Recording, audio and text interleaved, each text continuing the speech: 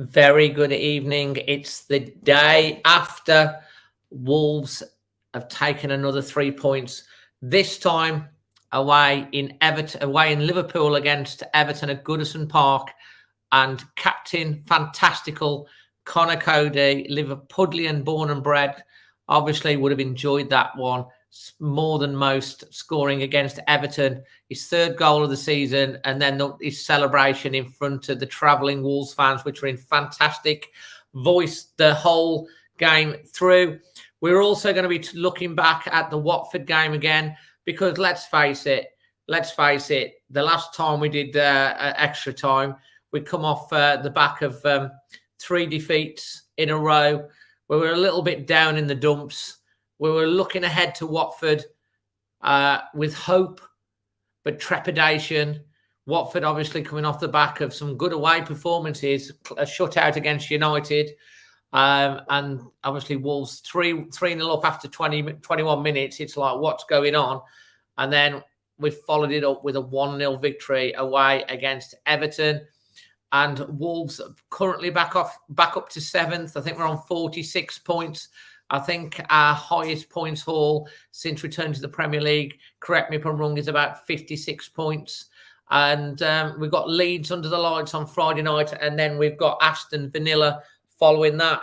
But I just should mention before we get started as well, we've got some fantastic pundits in the back room. We've got Jack, Chris, Josh, and Sam. And if there's any female fans that want to get on here to talk representing the ladies, just drop us a message and we'll send you the link and we'll get you on the show as well. But as Jack's mentioned in the private chat, we do need to mention that the Wolves under 23s have beaten the West Birmingham Baggy Birds tonight, 4-0. Them stripy lot down the road. So well done to the under 23s. We've got so much to get through tonight. Just before we get started and bring on my first guest, I do want to say a big thank you to Spider VPN for powering extra time. Obviously, they provide routers for your home, for all of your devices, so that you can be anywhere in the world and get your streams and watch American Netflix and all of those sort of things that you need to do and keep your privacy secure. So thank you for those guys. Much appreciated. Please show your support for them by hitting the link. We will also be having the latest competition from Football Prizes, which I'll put on later in the show and talk about on the podcast. It will be in the description. I can tell you already half of the entries have already gone for Wednesday night's draw, but I'll come on to that in a bit.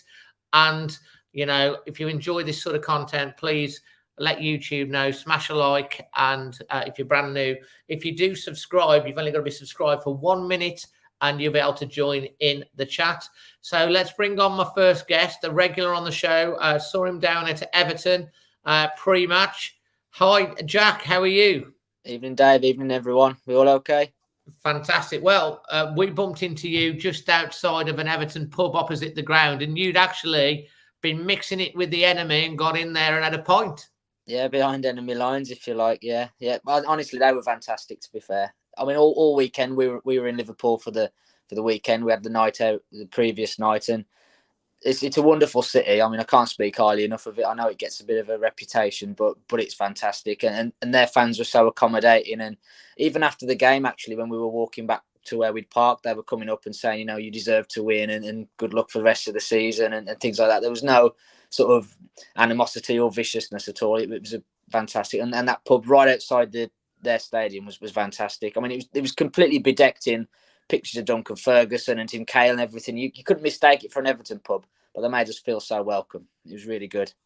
That's amazing. Apparently, I was on Match of the Day too. I need someone to screenshot that, and send it me on Instagram. Fantastic. I can then say I was officially on Match of the Day too. Although you've been on more times than West Brom this season, than haven't you? Well, that's for true. And to be honest, Jack, me and Em, we were obviously we met you outside the pub. We gate crashed into the Wok. What was it called? It was called Hot Wok. If you looked on my Instagram, and it was literally right opposite the ground. And we went in there with a coat up because we were hungry. And I had a curry in a box. What did you have? salt and pepper chicken, and we had a drink, and then we sat down and we had our colours on. It was all Everton, and speaking to some of the Everton fans. Like you said, they were really great with us. And then as we were walking out, the manager said, "How the hell did you get in here?" It's like, I said, "Oh, it's okay. We were talking and everything, so it was all good." The chap I was sat next to, actually, he was an Everton fan. He was from Bristol, apparently as well. He had a proper West Country accent. I do want to say hello to everyone in the chat. Yobby is here from greetings from Mexico. Fantastic to have people from all over the world tuning in. Let us know where you're watching from. Again, I'll post some of them on the chat. And if you do you definitely want your messages shouted out, and you want to help support the channel, consider doing a super chat. That would be appreciative. It helps me manage to keep the subscription for the live stream software going. Jack, let's get stuck in. Let's do it. Last time we were on, we weren't as happy as we are today, were we? No, I mean, we did say, didn't we? Things could turn around very quickly. We did. And they certainly have, haven't they? I mean, we were even saying, weren't we, it'd be nice to beat someone 3 or 4-0, and have a comfortable game. And Thursday night comes along, and that's exactly what we did. And I think everyone needed it, didn't they? Fans, players, staff. We just needed that result just to kind of go, you know what, we're not as bad as we looked on Saturday against Palace. We're a better team than we showed. And the Watford game kind of just reinvigorated everyone, didn't it? And we all sort of went, actually, you know what? This season's not dead. We're still alive and kicking. We've still got a bit to go. And then you go and follow it up with a fantastic performance yesterday. It was a tough game. We had to dig in at times, particularly first half. But I think a lot of what we did first half was planned and was managed by Bruno and the players, because even to the extent of the Hwang injury and things, he went down, he got up, went down. I think it was just all to take the sting out of the game.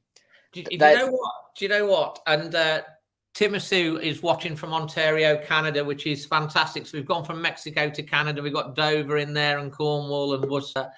And I think you're right. I did the reaction with Paul and Chris after the game. And Jack, we're definitely going to have to get you on one of the instant reactions after the match as well. And Paul, interestingly, made exactly that comment. He said he felt it was tactical, and you think that as well?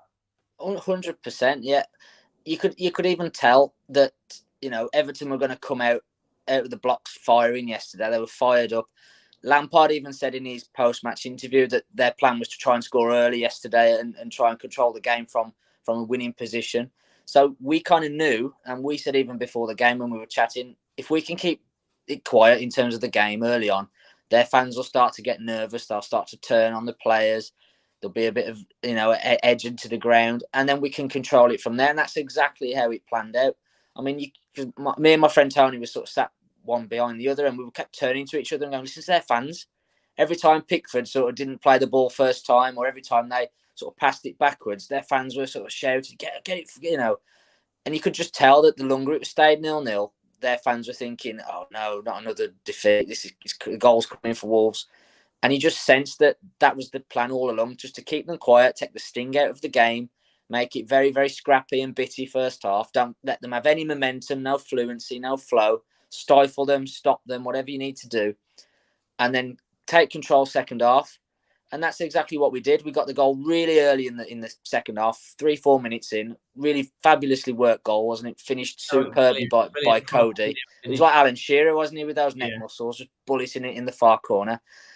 And then from there, I mean, we just controlled the game. We could have been 2 or 3 more with some of the openings we had. After they kind of almost fell apart, didn't they? Everton just after it. Jimenez had that one on the half volley. Podence had another one that fit both just shy of the post, and later on Trinco had a good shot, a good effort just over. That was a really good effort from Trinco. I was a bit shocked. Yeah. But, not like him, is it? Yeah, thank you to Wolves F1 for that. Derek as well. We've gone from Mexico to Canada to New Zealand, and a lot of British in between. And apparently, Carl says Wolves have now won the 1,000th Tom Flight match and a 14th club to do it. Apparently, I don't know how true that is, but he's good with his results. So, yeah. He's good with he's good with his stats. To be fair, I think you make a good point, because the way I looked at it a little bit different, and Paul made me see it in a different light when I saw it. I just thought we needed to start really strong and on the front foot, and I was a bit concerned in the first 10, 15 minutes, because there's a couple of opportunities for Everton to take the lead. Jose Sarr made a couple of crucial interceptions. And then on around about the 25-minute mark, I like to say Wang went down, but I think he was genuinely injured and trying to carry on. And do we know the extent of that injury? Have we heard any more? I've not heard anything, no. I mean, maybe someone in the chat has maybe heard anything, I don't know. But I think he was injured. I'm not saying he was faking, but I think in terms of just taking the sting out of the game, it kind of worked really well, didn't it? Because he went down, he sort of... they were going nuts, weren't they? The Everton fans, they were that was it, yeah, losing it, and it turned what was quite a passionate crowd into quite a hostile one. Yeah, and that emotion and that anger almost, they then transferred to their own team when it started to go wrong. So in that way, it worked really well for us as well. But I think you're right. I think first 20 minutes, 25 minutes, I think they were good. Everton, they pressed us. We gradually took control, forward, didn't we? As we're going on into the last 15 minutes of the first half, Wolves are starting to be the dominant team then. Yeah, and I think Podence had a lot to do with that, because as soon as he started to get on the ball when he came on and run at their defenders and commit them into spaces they didn't want to go into, we started to get 10, 15, 20 yards further up the pitch. And once we did that, we had complete control, because I think their midfield really struggled against Neves and Moutinho. And I think once they got into areas where they could control the game, rather than sort of just sitting on the edge of our own box and doing a lot of defensive work, once they got into that centre circle and beyond, I think we had complete control on the game. And I think that was especially true when Dele Alli came on for them, because, I mean... I didn't even notice him. Well, there was that, wasn't there? But they just lost all their shape. As soon as they took the wing back off and brought Dele Alli on, it was almost like, like a kid would do when they're playing FIFA or something. Oh, I'm a goal down, I'm going to take a defender off, bring a striker on. They just lost all their shape completely. And it allowed us just to play in triangles in and around our own sort of midfield area. They had no shape. They were pressing us quite well to begin with. But then once he came on and sort of floated around in sort of no man's land, they had no shape to press us, and we just completely controlled the game. It was really professional from us. I talked to you about after we played Tottenham, didn't I, and said how comfortable and composed we were. I think yesterday was probably just as much so, wasn't it? In terms of, I never felt under threat once we went 1-0 up. I thought we've got this. And we said at half time, if we get the first goal, I think we'll win the game. And that's not us being smart, is it? That's just, you could tell that the first goal was going to be absolutely huge, because if they got it, their crowd would suddenly be lifted and it'd be difficult for us to get back into it. If we got it, then you're in a really strong platform just to keep pushing on. And like I said, we could have had a couple more goals. I think that wouldn't have been unflattering to us. I think we deserved to win by 2 or 3 really in the end, with the chances that we had. And certainly they didn't threaten a comeback very much at all. I think I saw some highlights, I don't know if it was on the internet, and half the chances that they showed for Everton were offside anyway. They didn't really cut us open or have too many opportunities at all once we went 1-0. I think we controlled it really, really well. No, I think you're absolutely right, mate. I think you make some really, really good points on that, to be fair. And I mean, it was a good follow-up, wasn't it, to the Watford game? I mean, I don't know how you felt going into the Watford game. I wasn't confident when we were playing Watford, because I look at Watford's team and they've kind of got everything that we don't like to play against, that pace and power up front. And you've expected almost Hodgson to just do a job, if you like, and just get them really solid and organised and try and frustrate us. Kind of what we did to Everton in the end, and sort of take the sting out of the game. And I thought it was going to be a real slog, to be honest, the Watford game. And it was kind of the opposite, wasn't it? We just came out of the blocks, and by 20 minutes, the game was done. And it's been a long, long time since we've been in that position where, you're looking at the clock and there's an hour to go and you kind of feel like the game's won and done and dusted. Whether that was, I know Watford weren't great, and we kind of got to always say, haven't we, sometimes, but you can only beat what's in front of you. And I thought we did a superb job of kind of exploiting just their lack of energy and enthusiasm almost. I mean, I said to the guy next to me when we were watching the game, we were 3-0 up. And you look at the two managers in the dugout. Bruno Lage, he's got his arms pointing everywhere. He's telling his players he wants this, he wants this. Roy Hodgson stood with his hands in his pockets, like he's cold and he doesn't want to be there and he would rather be at home doing something, And I just thought that's ludicrous. If you're 3-0 down, your manager should be there, shouldn't he? Pointing and telling you what he wants you to do. It was almost like Watford had just written it off after 20 minutes. They said, we're not going to get anything today. Let's just, see how far we can sort of frustrate them and keep the score down. And again, yesterday, I thought Bruno looked really up for it, in terms of his presence on the touchline. He was there and he's really sort of grown into that, hasn't he? That kind of, that figure. Because at the start of the season, a lot of people weren't sure and there was a lot of sort of that natural comparison when Nuno was there, wasn't it? And Nuno was a very passionate, emotional character on the touchline. But I think we're starting to see a lot more of that from Bruno, aren't we? But now in terms of obviously the two games combined, I think that's kind of the benchmark, isn't it? We've had a home game where we've been on the front foot, we've created chances throughout, we've pushed forward, we've pressed, we've been sharp, we've been edgy, we've been clinical. And then we've had an away game where we've soaked up pressure, we've took the sting out of the game, we've frustrated the home team, and we've got more and more control as it's gone on, and we've got better and better and better. We were far better in the second half yesterday than the first half. And I thought we were better in the first half against Watford than the second half. So that's kind of the pattern that I think Bruno is kind of trying to get at in his interviews after the game. That's kind of what he's hinted at. He wants, when we're away from home, to grow stronger as the game goes on. And when we're at home, he wants us to start on the front foot.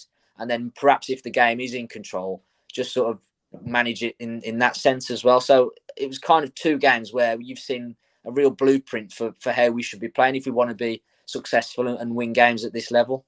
I think you make some really good points there again, Jack, as you always do. I mean, it was the Wolves support as well. I thought was particularly brilliant against Everton.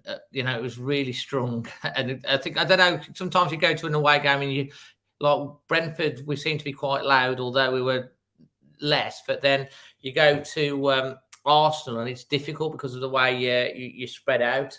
And that type of thing. I thought Everton, we sounded really, really loud the whole game.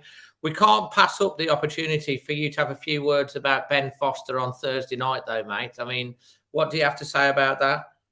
Well, I mean, it's a strange one because actually I've listened to a couple of his podcasts and his interviews. He seems like a really nice guy. And he does a lot for charity as well. So you've kind of got to say that. But he seems to be reduced to a pantomime villain. And he seems to just love sort of baiting opposition fans and sort of getting a rise out of them on Twitter and things like that. And I kind of feel that's a little bit, he's underselling himself because, you're a Premier League goalkeeper. Your job's to save shots and not to sort of annoy the opposition fans. And he seems to take more enjoyment from that than he does from saving shots. And I thought he was absolutely woeful on Thursday. I mean, the third goal was kind of typical, wasn't it? He fell over and couldn't get back quick enough to stop Podence's shot. And then Podence nearly did it again in the second half, didn't he, from further out? I think Foster sort of shanked him, and didn't he? And he was nearly on the halfway line, Podence, wasn't he? And for a split second, I thought he was in, but he just didn't quite have enough legs. But I mean, that would have been. Can you imagine it? That second one and they got in. I mean, it would have been hilarious, wouldn't it?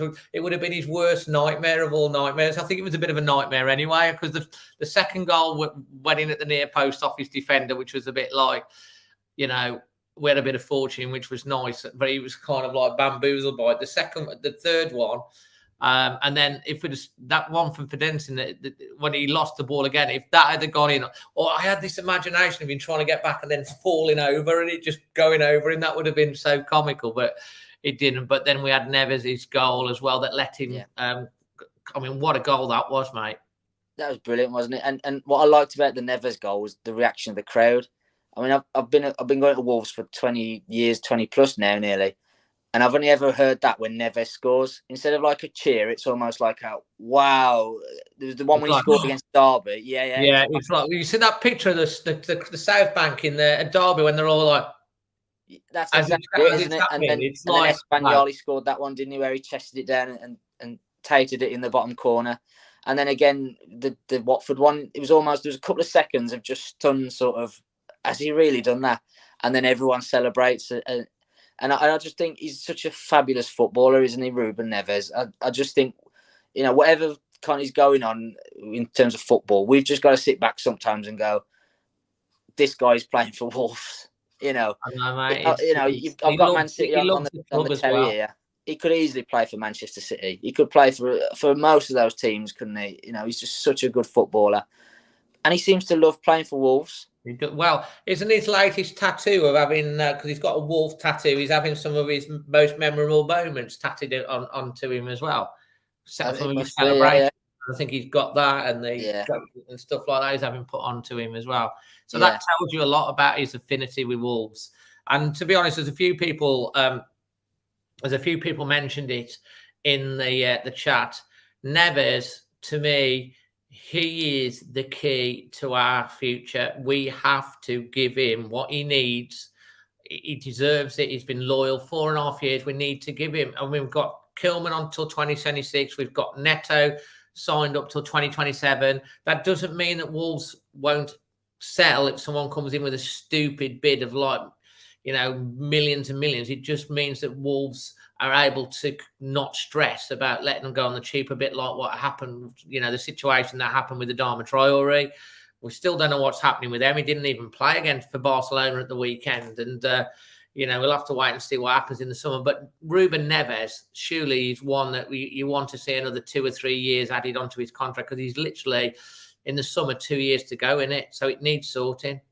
It does, yeah. And I think that's kind of what we need to do. We need to sort of sit down with Ruben and say, listen, whatever you want from this football club, we can give to you. Because it is worth, I don't know what his weekly wage is at the minute, but he's probably worth a lot more than that, I would expect. You think Moutinho's on 100 grand a week. I mean, Neves is probably worth at least that, if not more, isn't he? So I think we've got to kind of sit down and kind of make him a really substantial offer. But then you tailor that and say, but there'll be a release clause and there'll be this, that, and, make sure that we look after him and that we look after the club as well.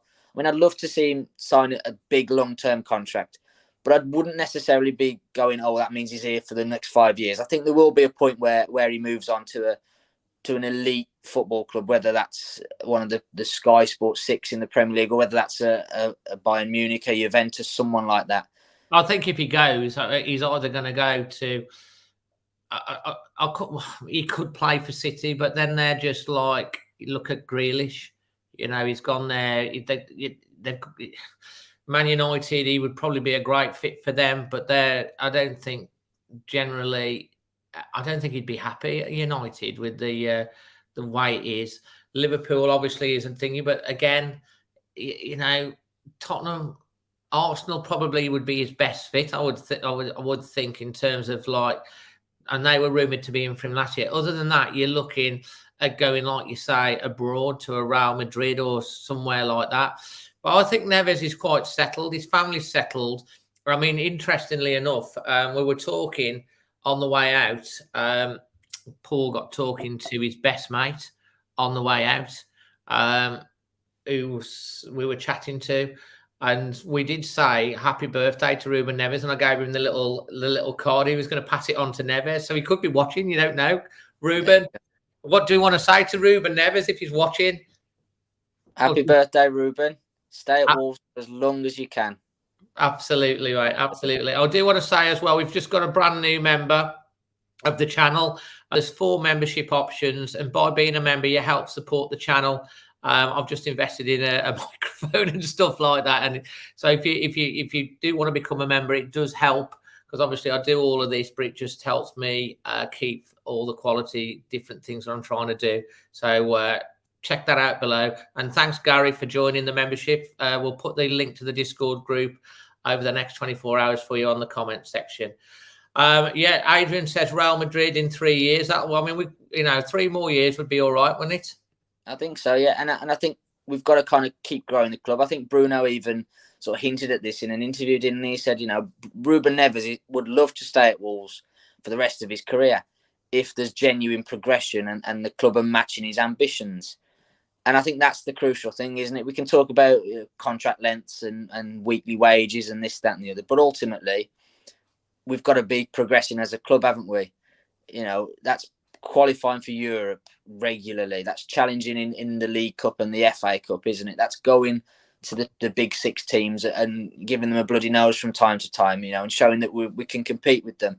I think if we can do that consistently, then we can keep our better players. I don't think financially the club's in any sort of desperate need to sell players. I mean, I've looked through some of the headlines of the accounts, and we're very, very well running in that sense. So there's not going to be a fire sale anytime soon, and we're not going to be, selling off the family silver at any point, But I think we've also got to be realistic and say these players, the likes of Neves, Neto, these guys, they will want to play European football. They'll want to play Champions League football in the not too distant future. If that's with Wolves, then that's great. But if we're not at that level, then those players will move on. And I think we've kind of just got to... Absolutely, mate. And to that point, European football, we've got Leeds Friday night. It's a winnable game. Obviously, Leeds got their first win. They do seem still vulnerable. It's a home game against Leeds. We can win that. Is that the international break then? Yeah, straight after that. Yeah, we've got a couple of weeks, haven't we, till we play Villa. So yeah, but I mean, yeah, again, the Leeds game is going to be crucial, isn't it? Because you're potentially going up to 49 points then with what, 9 games left? Yeah, 9 games left. So you put yourself on again, we talk about platforms, don't we? You put yourself in a platform there where you can have a real good go at it. I mean, I've said all the time through these last couple of months, 7th place is probably, I think, where we'll get. Now, whether that's enough for Europe, I don't know. We don't know what's happening with Chelsea at the minute, do we? In terms of the Conference League now. Oh, absolutely. And I know some people are a little bit sniffy about the Conference League, but I tell you what, if we were in the Conference League, we get some great European days. We get some teams coming down the Molineux under the lights, and we'd be one of the stronger teams in it. So, we're not going to go in it and think, oh, well, as long as we get through the groups, we'll be all right, like some teams do. We could actually have a really good go in that Conference League. Well, if we can get to the quarterfinals and within 5 minutes of extra time with Sevilla and missing a penalty, albeit that they played us off the park and they deserve to win, then why can't we in the Conference League? I'd say Wolves are a better team at the moment than Leicester, and we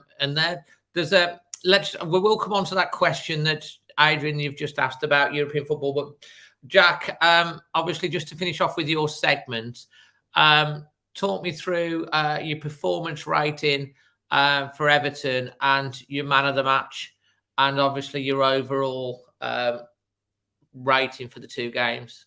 Okay, so I'm going to go 8.5 for Everton. Yeah.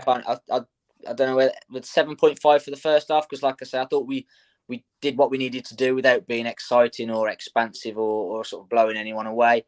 9 out of 10 for the second half. I thought we were composed, we were classy, we were controlled. Probably could have been a little bit more clinical, and that would have probably pushed it up towards a 10. But 8.5 for the overall game, and I think that's probably fair. Man of the match, we've just been talking about him, Ruben Neves. I thought he was probably the difference in the second half in terms of us controlling the game and being that attacking threat and having possession in dangerous areas and controlling territory. I mean, I saw some stats earlier. We had nearly 600 passes compared to Everton's just over 300. Wow. So we're making twice as many passes as they are. And Neves is a huge part of that. So Neves, your man of the match? Neves, man of the match, yeah. And on his birthday? Absolutely. Well, there we go. What a weekend for him. And what a great assist as well, mate. And what about your overall for the 2 games? Where would you pitch it, your overall marker?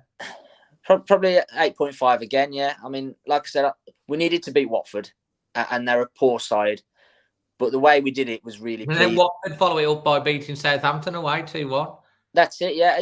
It's that kind of league, isn't it? Where, I mean, after we're walking out the game on Thursday after we played Watford, and you're thinking, them lot are gone, they're done. They didn't want to be there, they weren't interested. Like I said, the manager just stood with his hands in his pockets. And then they go and get a really good away win 4 days later, and you're thinking, well, hang on, they're only 2 points, 1 point off safety. The Premier League, it's just you lose a couple of games and all hope's gone. You win 2 and expectations rise again. You go into the Leeds game now, like thinking, come on. And just so Wolves will fall flat on that thing. Let's hope not.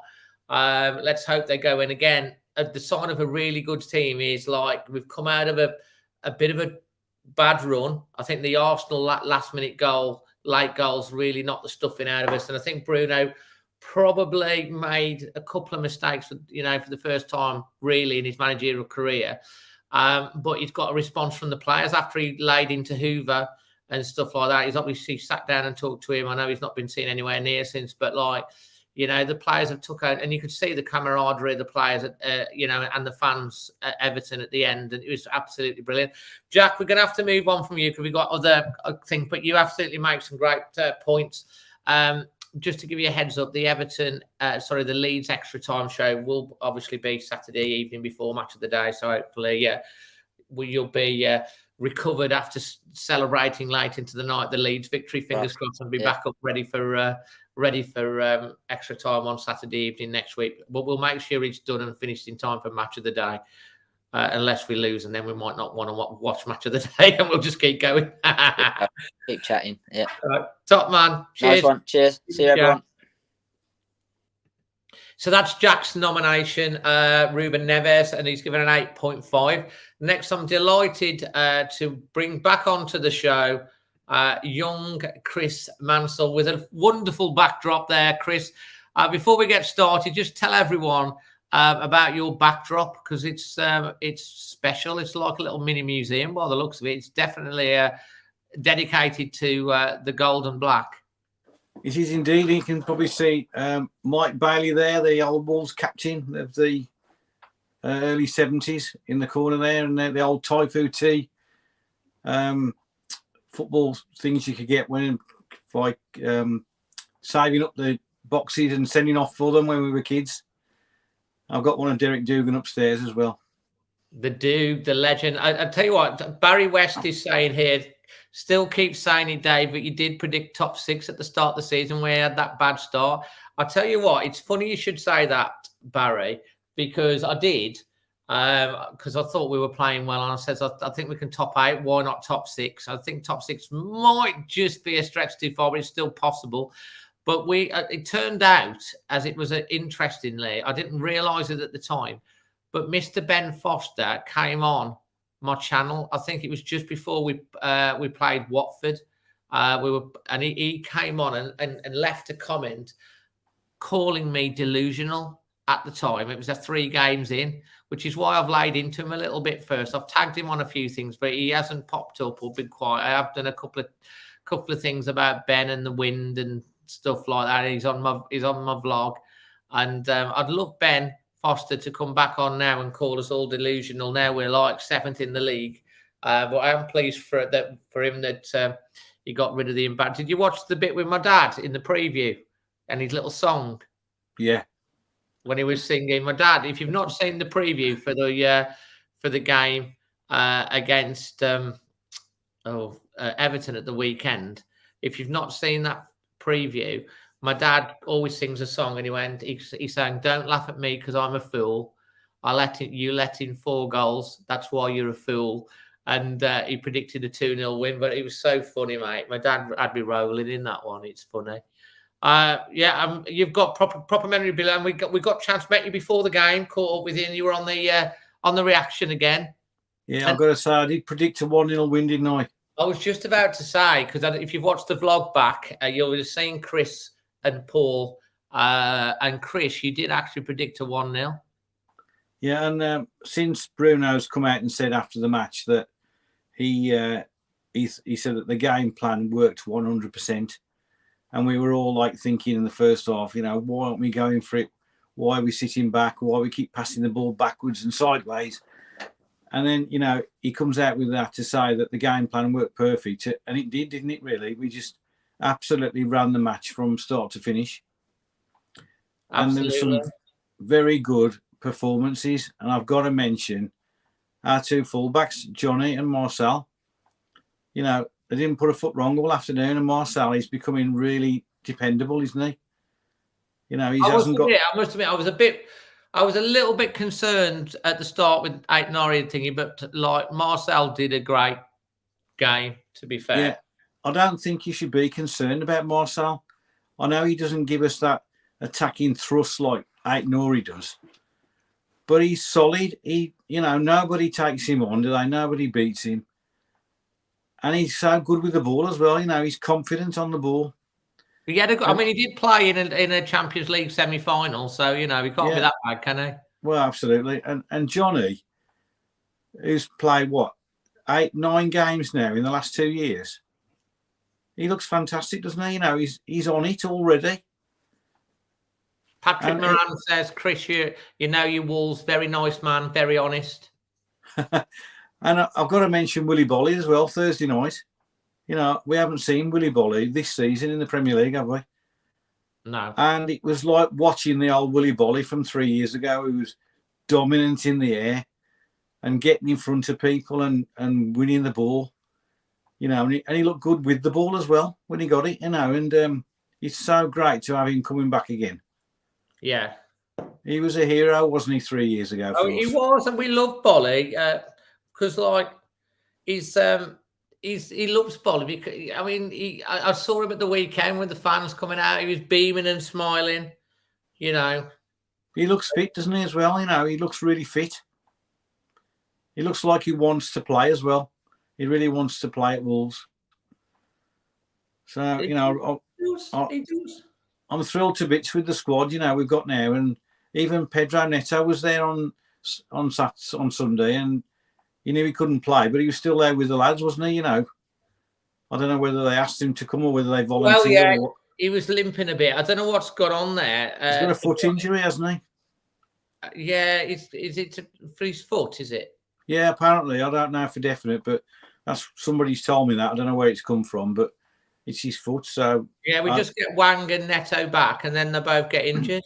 At least it's not his knee. That's a big plus, isn't it? Really? Yeah, if it had been his knee, I'd have been. But can I say one thing as well about the standard of refereeing in this country at the moment in the Premier League? Go for it, Chris. Why do the rules change at a certain point in a match? When you commit a yellow card offence after 10 minutes, why can't they book the player? I mean, when Wang got that, his third fell in the first 10 minutes, which eventually finished his match, Van der Beek went right through the back of him. Now, that's 65, 70 minutes. It's a yellow card, but they don't book them, do they?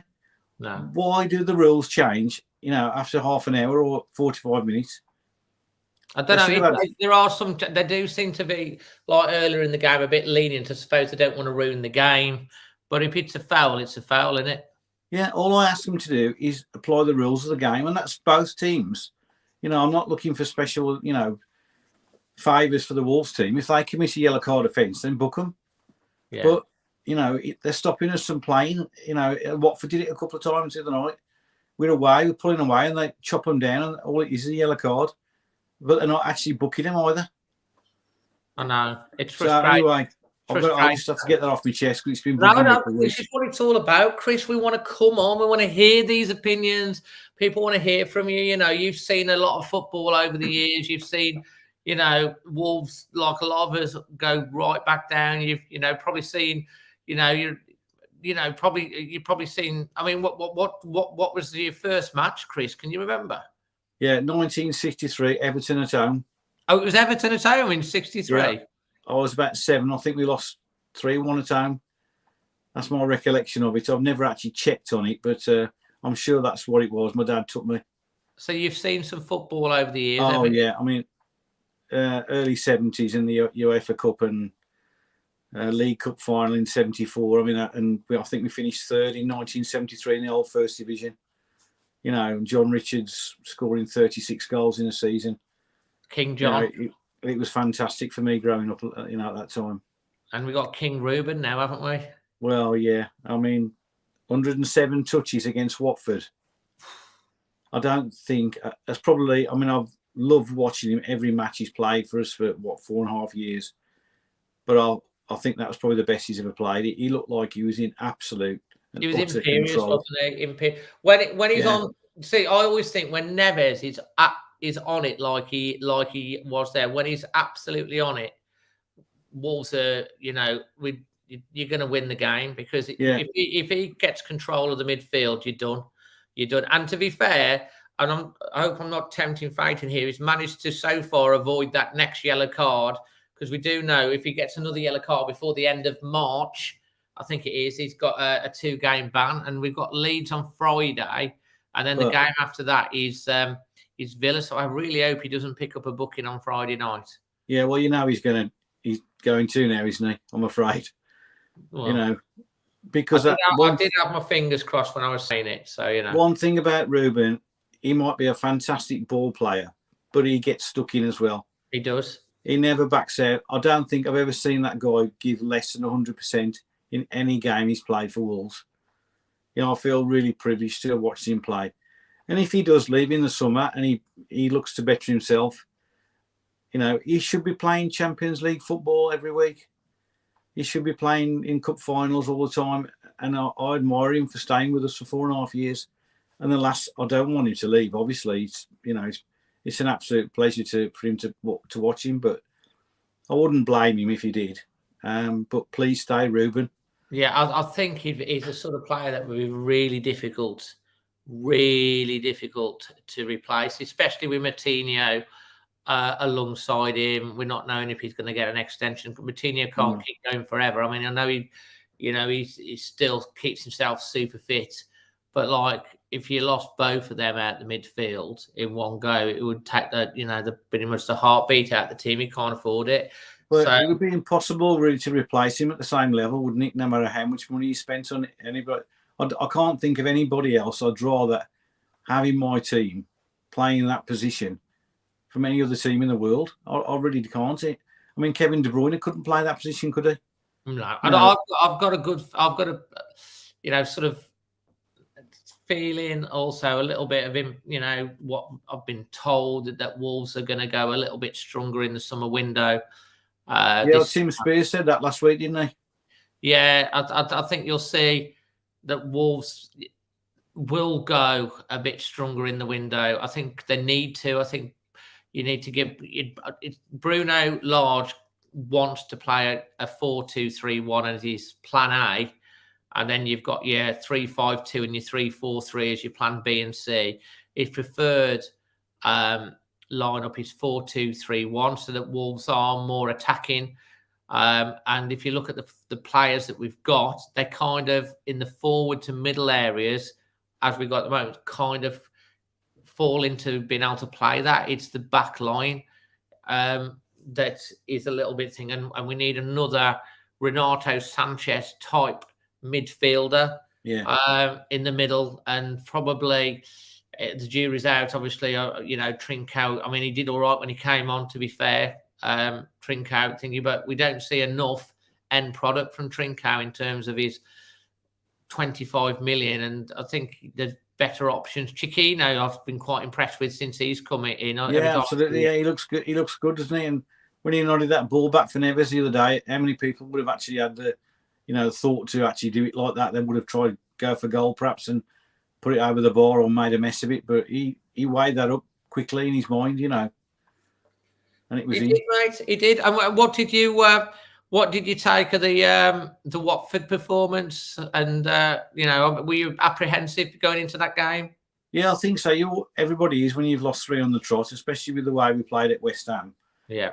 But I was really disappointed in Roy Hodgson, to be honest. I mean, surely he'd done his own work on the Wolves team and how we play, but he didn't do anything to try and stop our fullbacks at all, did he? No. Whether they weren't carrying out his orders, and if he'd have been, but to be honest, if he'd have watched the previous 3 games and our fullbacks, he probably wasn't worried about them. Yeah, true, good point. Yeah, I mean, because there was a completely different. Aitnori was back in, and obviously Johnny was in, so he probably wasn't feeling the threat. And with Johnny and Aitnori, obviously Semedo's had a very good season. I thought Johnny Otto has been so super solid since he's come back. Yeah, and he's incredible. I love him. I do. I mean, he's been playing left back for us for a few years, hasn't he? But he's always been a right back, and he plays right back for Spain when he's played for them, hasn't he? So, I think it was just at the time we needed a left back, and Johnny filled in there and did such a good job for Nuno that he kept him there, didn't he? Absolutely. I thought Raul had a fantastic game on Thursday night. He looked hungry. It was a complete all-round striker performance. The composure for his goal as well was brilliant. He just literally passed it into the corner. It was a beautiful finish, composed strike, and he looked like the role of old on Thursday night. I mean, when you look at the Wolves team now, and I think who we've got playing for us, it's like I've actually died and gone to heaven, with Raul Jimenez and Moutinho and Neves in the middle of midfield. If you'd have said that to me 5 years ago, I would have laughed my head off. It's unbelievable the quality of the players we've got now. We are so far in front of West Bromwich Albion now. I put the TV on the other night to watch them last week, and the Championship is just nowhere near the Premier League, is it now? No. I hate to think how they get on if they came up. Well, this is why they come up and they go back down again. I mean, Brentford look like they're just about going to pull away, but I think there's some very poor teams in the Premier League this year. And I did speak to a couple of Everton fans on the way out, and a steward. They were saying they're too good to go down. They're not too good to go down, Everton. No. Last time they did it on the last kick of the match, didn't they? And they survived by scoring in the 92nd minute against somebody. I forget who it was now, but they got out of jail. Yeah. It wouldn't do them any harm to go down, and it did Villa all right, and go down for a few years, taste a bit of reality. It did us good as well, didn't it? Put Vale away on a Saturday afternoon. All the way down to League One, just for the crack, just so we can get some extra grounds in and stuff like that. I'll tell you something, Dave. I'd have put my house on Southampton beating Watford on Sunday after watching them on Thursday night, because they were the worst team I've seen this year. I know. It's funny old game football. I'd have lost a load of money there because I didn't see that one coming at all. And Chaotic Ranger makes the point. It's in a strange way, and I think he's got a very good point. I've said that those two relegations, actually, at the time it was painful because obviously we went right through with the fiasco of sacking McCarthy, not replacing it, and we just fell through into League One.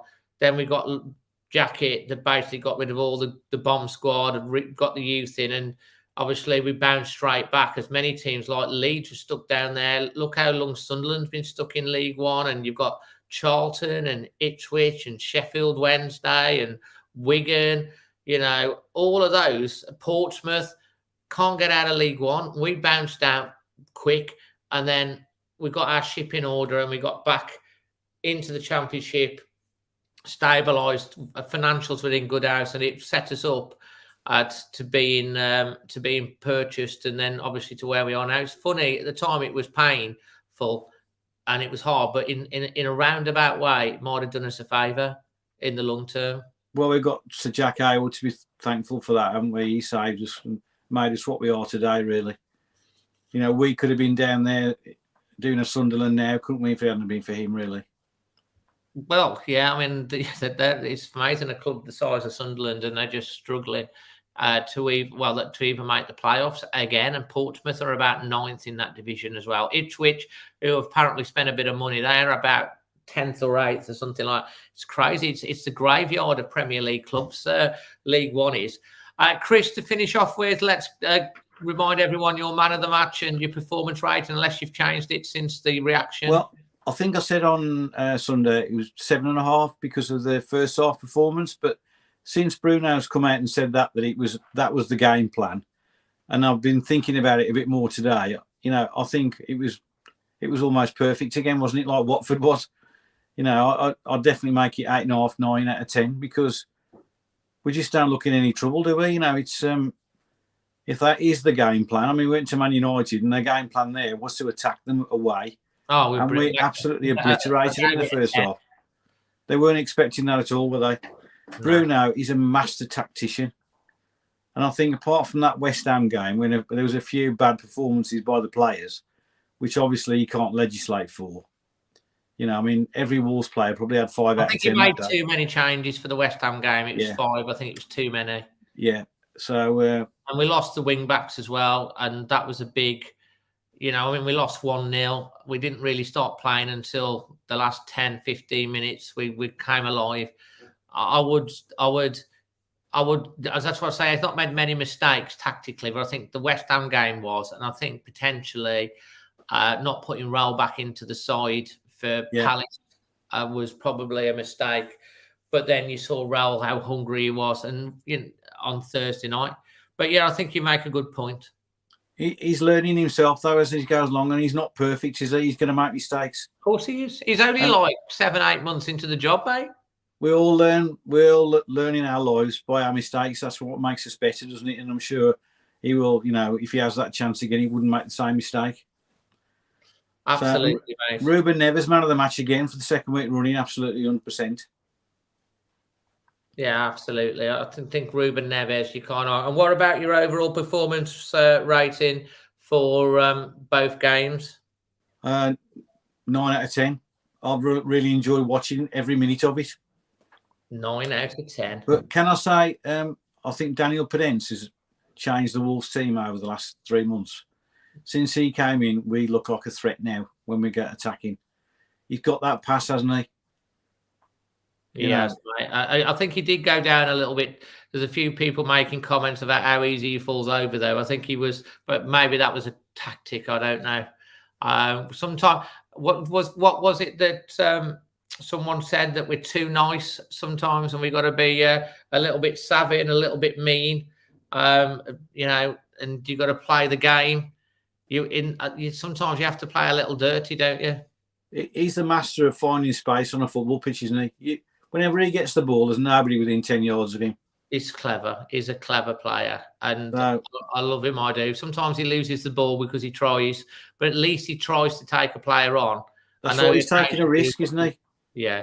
There's too many players that, going back to Leander again, he's always making a safe pass, whereas Podence probably makes, 2/3 of his passes are risky passes. But when they come off, they're goals, or creating good chances. So you got to have players like that in your team, haven't you? You can't always keep making the safe pass. Well, you're absolutely right. I'm loving it. Can't wait for Friday night. Friday night, under the lights. What are you thinking for Leeds then, Chris? Well, it's got to be another win, I think. I think Leeds might score. They've got Banter back now, and they're usually pretty high-scoring matches against Leeds at Molyneux, aren't they? Yeah. But hopefully we'll score more, and I think we will. The last couple of last year, we beat them 1-0, 1-0, didn't we? We were the only team to shut them out twice. Yeah, I remember Alan Smith scoring in his own net when we beat him. Was it 4-3? Yeah. It could be a few goals, but hopefully, if we're starting to find our shooting boots, hopefully we'll. Interesting stat as well. Apparently, Wolves have equalled the record in the Premier League of not conceding an away game goal in the first half of a match. If we manage to do a shutout in the first half of the next away match, then apparently that's a new Premier League record. Well, let's put the kiss of death on that then, isn't it? Thanks, mate. On that note, thanks ever so much, Chris. Yeah, Dave, it's always a pleasure, mate. Thanks ever so much. It's great to see you the weekend. And you, mate. And thanks for coming on the reaction after the match. Pleasure. All the best. See you later, pal. Cheerio. Cheers. So that's Chris again. Top fella, really top lad.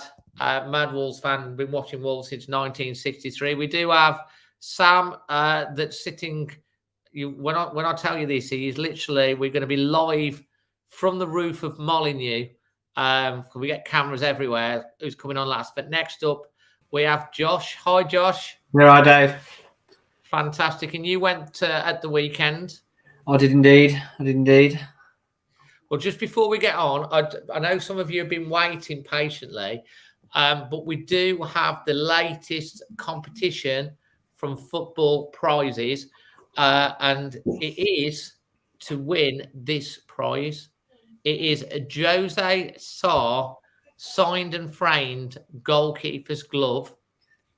Apparently, there are only 65 tickets available. So you've got a 1 in 65 chance if all the tickets are sold. You got till Wednesday night at 7:30. It's signed, framed, authenticated, and delivered for the £3.95. And I know there's already 36 tickets that have already been bought for that draw. And the link is in the description below. So if you want to get yourself into the chance, currently 1 in 36 chance of winning that signed, framed, authenticated, and obviously delivered to your home glove, just get in on the link below for football prizes. Nice prize that, I think. It is, yeah. It is. It is. It's tasty. So, who did you go with at the weekend? Went with my friend. So both my dad and my brother were meant to go. Then my brother said to me dad he could go because my dad wanted to go to an away game. Yeah. And then within 2 hours of us buying the tickets, it got moved to the Sunday. Well, my brother was doing Shrewsbury 10k, and my dad was doing parade at Brigade on the Sunday. Right. Never stopped. Your dad's been trying to get away from that for how many years, but he's still he keeps getting pulled back in, doesn't he? Yeah. How's it going? It's going all right. They started the show. So the band they've started getting back up now. So my brother helps out with them quite a lot now with the percussion. Yeah. And then after my dad being the captain of the brigade, we started that back up fully with COVID back middle of last year. And we're one of the strongest, by the looks of things, number-wise, we're one of the strongest companies going in the Wolverhampton Shropshire district at the moment. Oh, mate, I just remember back in the day with, I remember when Chesley and I had about 6 football teams. Remember that? Yeah. I was with Dark House and all good fun, good memories as well, mate. That is. So talk me through the last 3 or 4 days then from the Watford to Everton. Your thoughts, your emotions. Watford, I was going into that game wondering how was this after the 3 previous games before where we looked a bit shaky in defence, and knowing that although Watford had been losing, they'd been scoring as well. And like Jack had said, they've got those players like Dennis and Sissoko coming from midfield who are pacey players. Yeah. And I got into the game and thought this could be quite tight. And then to be 3-0 up in 20 minutes is just unbelievable. I was like, I just found the whole Watford night the most enjoyable, less de-stressing game. And it was a mutual joy because it was the joy of winning and being 3-0 off after 21 minutes and being in total control and not stressing about, a last minute equaliser and all of that stuff, but also the comedy factor with I'm sorry, but with Ben Foster and the wind and the way. I mean, when he went over to warm up for the South Bank in the second half, he did try to applaud the South Bank as he come over, but no one was having it. To be fair to him, he's a character, and I would love Ben Foster to come on here at some point and just talk, because he is a character. Yeah. But he obviously has put the stuff out. He played for Albion in that, was it the 5-1? He tweeted about us when Watford beat us and was like that. He's laid in a little bit, and obviously had the bit of the goal went in because of the wind. So that's the one I'll never forget. I just remember coming back on the train from Watford that day and hearing all the Watford fans saying, "Oh, it's all right, we're in the FA Cup final, we'll get Europe, they won't." And then Foster comes out in his interview after and says about the wind, and I've never ever forgot it. And like you were doing on your video, explain to everyone that didn't know that exactly what the background, the backdrop to that, and everything. Who was it? I think it was Jimenez that put the ball in, wasn't it? Jimenez put the ball in basically on the side of the pitch, and it wasn't in the semi-final. Oh no, I was on about the wind. Game after. Yeah, but after it was what did he come out and say? Foster, he came out and said the 5-1, and then obviously all the Watford fans on the way out from Watford were all saying it about they getting the FA Cup final. Me and Ruben were walking back to the train station. Is this after the Watford game after we beat them a couple of weeks back? Yeah. And then I just remember looking because there were still 7 points adrift of us at the time, so they weren't chasing us. Yeah. And I said to my brother, because I don't know what they're on about. They're playing Man City. They're going to get stuffed. Yeah. And rightly so, they did. 6-0, and to be honest, Watford never won another Premier League game for the rest of the season. Then they went down, and we got the 7th place. They got absolutely spanked 6-0, embarrassingly by Manchester City, and we got into Europe. Yeah, it's just sometimes you have to be careful what you're saying. Wolves fans have got very long memories. They don't forget these things. And so, you know, if he's going to come out and say these things, you know, back it up. And then he's going to turn up at Molineux. Yeah. We are going to have fun rubbing it in when he basically, of all the places to make that mistake, what he did, Molineux is not the place. And he had a nightmare, didn't he? I think what didn't help, and I don't know if it was playing in the back of his mind, he did that interview, the podcast he did on, I can't remember his YouTube on it was, but I know Tubes from Soccer AM was on there with him. Yeah. And he was saying, they said, like, where's the worst place that you find as a goalkeeper to go and play? And he said about the Molineux and the fans being on the back, banging on his back especially. And like he was saying, I don't mind them, but it's obviously because of what I've done in the past. They absolutely hate me. And do you know what? I don't hate Ben Foster. No, I don't. To be fair, I actually quite in a way kind of like him because he's a character. Yeah, I mean, never used to like come on here at the start of the year before the Watford game, and I never even realised it was in. I thought it was someone pretending to be. People said it was him, and he did call me delusional because I said, you know, I think Wolves can make top 8. Why not top 6? And he said I was delusional at the time, and I haven't forgot. As Barry says, we're like elephants. We don't forget.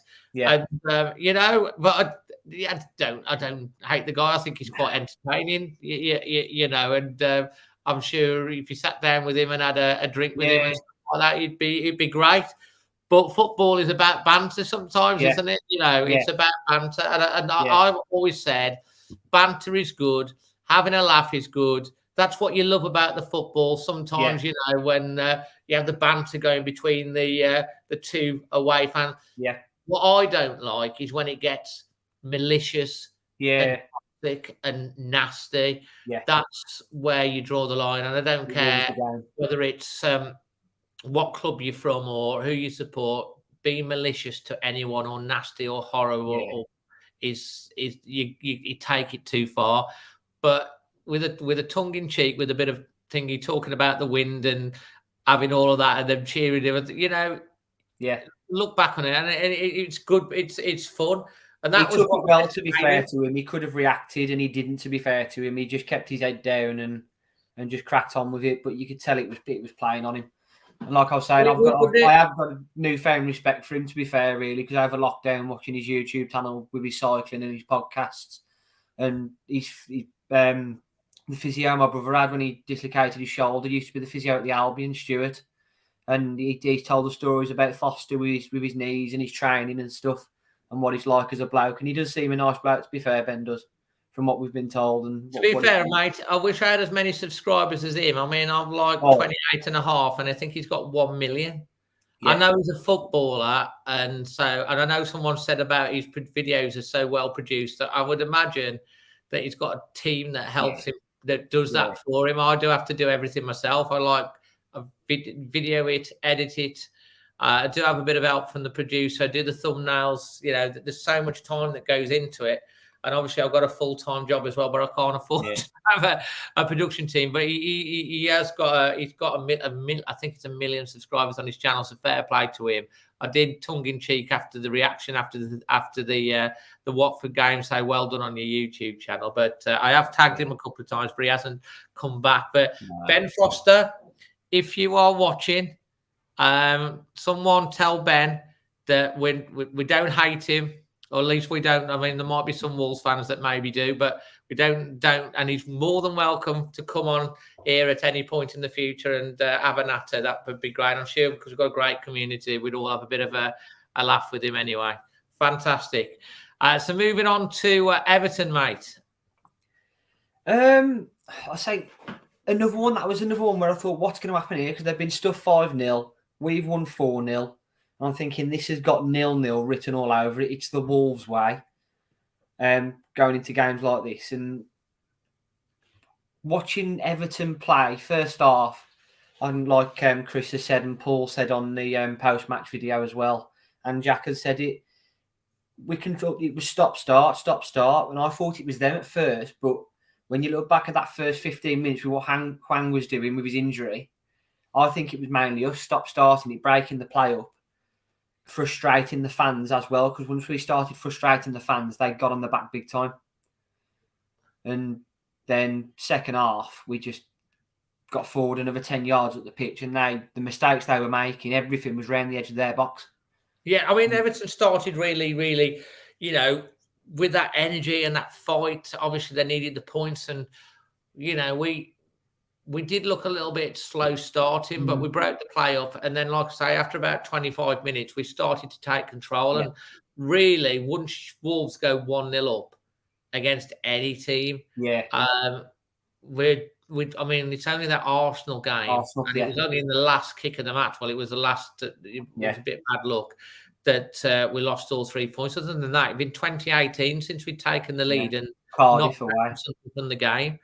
But and when the second yellow goes in for the red card as well, and they're down to 10 men, you're just thinking the only chance they're going to get is a set piece. Guess what? 3rd minute of injury time, they've got a set piece, and I'm going, oh my God. Oh my God. The game, this is the game right here. And of course he hits it, and it's about 2 foot wide, isn't it? I think Jose would probably say, especially with Townsend, the way he can hit a ball sometimes. Oh, he can. We've seen it against Man City. That's their one chance, isn't it? A set piece. It was a good range as well, but he was off target, and there was a big part of me that was just waiting for. Yeah, you know what I mean, don't you? Yeah, the Wolves way. You think Everton will stay up? I don't know. I was on about this to my brother because, like, when I got back, I was talking to him about it, and I looked at Watford. And I thought they had a few more clear-cut chances against us. I mean, Josh King should have buried that one chance. Any other player in the league, he would have scored. But I was watching the way Everton played, and they looked like a team fighting relegation. Whereas Watford, to me, in a way, they didn't. Everton looked more of a team that are going to struggle, and they can keep going on about having all these games in hands that they've got. But like my dad always says, like Mick McCarthy used to say, you can have games in hand, but it's the points that matter. Exactly. And to be honest, I think I don't know. Someone tell me, have they taken only 9 points out the last 20 games? Yeah. And if they might even be 6, I think. Yeah, and I think it's 9. I think I heard that, and they had a really strong start to the season. Yeah, they did. Yeah, because they come to us in a bit of form, didn't they? And we kept finding that pocket between the defence and midfield, and we smashed them. We did, and to be fair, they've only won 1 away game all season. And I mean, Wolves, we've got to say, Wolves, it's their record 8 away wins in the Premier League. It's crazy. Yeah. And more than at home. But like, if Everton hadn't have had that really good start, like we had the bad start, even though we played really, really well, just think where they'd be now. Yeah. If they hadn't have done, they'd really, really be in it. Yes, they've got 3 games in hand on Watford. They've only got 1 game in hand on Burnley. Leeds won at the weekend. Yeah. They pull it away. They're in the thick of it. I mean, yeah, they are. It's when you're on that sort of run. I mean, Newcastle have got themselves out of. Yeah, they're clear now, aren't they? Brentford have won 2 games in a row. Yeah. And have pulled away. Leeds got that win. Yeah. And let's face it, Norwich equalised on the 91st minute, and Leeds managed to win the game. I think Norwich are gone. I think they're gone. Norwich are done. Yeah. I think Norwich are gone. I would have said Watford, like what Chris said, but then they go and beat. They beat Southampton. Now, Southampton are a team that goes in streaks. They go on a winning streak and then a kind of a losing streak, a bit like Brighton. To be honest, Brighton have lost 5 in a row. Can you believe? Yeah, it's mad. And then I don't know, man. I don't know. I think I think they might just survive just because there's 3 teams below them. I think a lot depends on what Burnley do. And I think they could creep out, but I can't bear to see. Sorry if there's any Burnley fans watching, but I can't bear to see Burnley in the Premier League for another season because their football is dire. They're a terrible team to watch, although they always seem to do the job against us. Carl's got an interesting stat here. Everton have most of their games left with teams in the top half and only 2 in the bottom half. Yeah. Interesting. They've got the worst running in the league, I think. Hey, Cole, do us a favour, mate, just whilst we're on the relegation battle, because we will come back onto Wolves in a second. Look at the bottom 6 for us, Carl, and put a list of the fixtures up for the last match of the season.